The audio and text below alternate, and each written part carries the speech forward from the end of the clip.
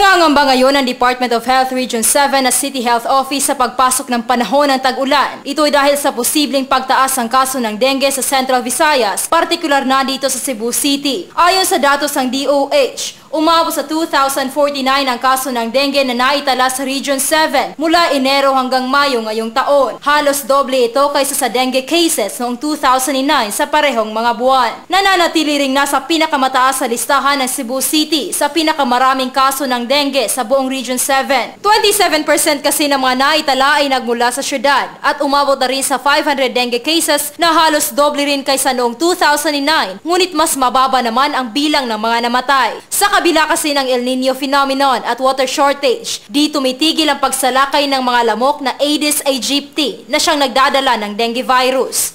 Most of the cases belong to the 6 to 10 years of age.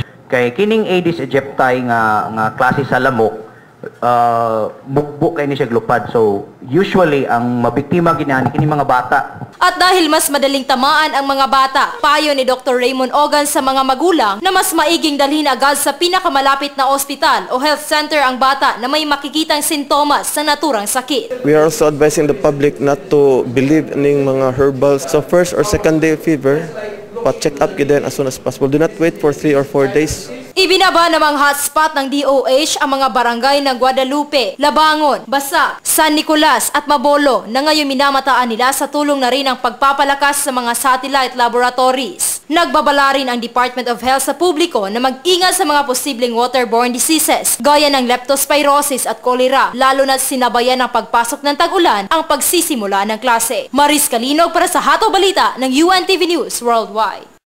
Maris Calinog para sa UNTV News Worldwide. At ito ang balita.